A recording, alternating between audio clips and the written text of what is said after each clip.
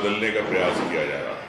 जैसे जीतू पटवारी जी ने कहा कि पहले नेहरू को लेके बात चली, अब अम्बेडकर को लेके,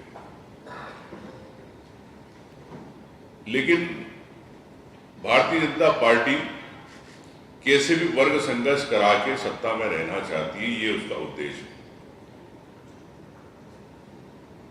वो बीजेपी की मूल विचार नहीं है, ये आरएसएस के विचार है, जिसने देश की आजादी के बाद 50 साल के बाद झंडा लगाया अपने आरएसएस कार्यालय, और वहां ऐसे लोग बैठे रहे जिन्होंने कभी दलित आदिवासियों को सरसंघचालक नहीं बनाया। तो ये सोच वहां से आती है। मैं समझता हूं कि बाबा साहब का अपमान ही टारगेट क्यों हो रहा है?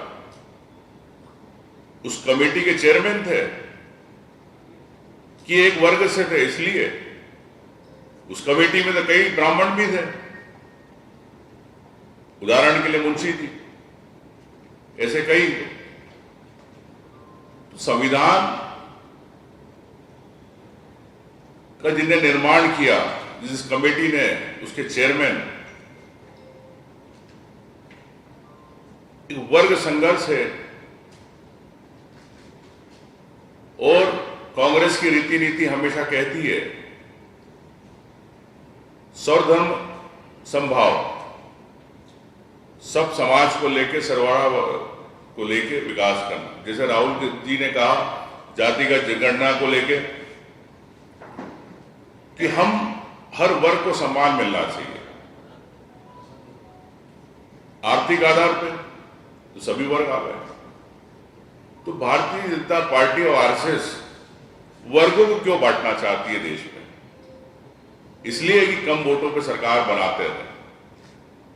मैं समझता हूं कि चंबल में कांग्रेस हमेशा मजबूत रही है, और ये वर्ग संघर्ष सिर्फ एक राजनीति का हथियार है। एक सामाजिक रूप से चंबल के लोगों को, मध्य प्रदेश के लोगों को ये बात समझना पड़ेगी कि भारतीय जनता पार्टी किस प्रकार से 2028 की फूट डालो राजनीति करना चाहती है। हर जिसने देश की आजादी में, यह स्वतंत्रता सेनानी हो जिन्होंने योगदान दिया है, कांग्रेस पार्टी उनके मान सम्मान के लिए हमेशा लड़ती है, और इतिहास बदलने का जो प्रयास कर रहे हैं उनके खिलाफ पूरे देश के लिए, जिन्हें देश के अंदर देश को बनाने में अहम भूमिका निभाई, उनके साथ खड़ी है। तो निश्चित तौर से बाबा साहब का जो अपमान है और जो किया जा रहा है बार बार, ऐसे जो भी इतिहास के पन्नों को बदलने का प्रयास करेगा, उसके खिलाफ कांग्रेस पार्टी पूरी तरह खड़ी रहेगी।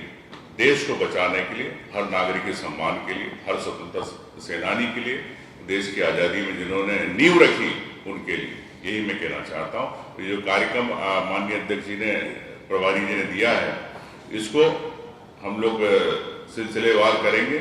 एक जन जागरण के रूप में, एक जनता की, देश की आवाज को एक करने के लिए कांग्रेस पार्टी ये कार्यक्रम को शुरुआत करेगी। धन्यवाद।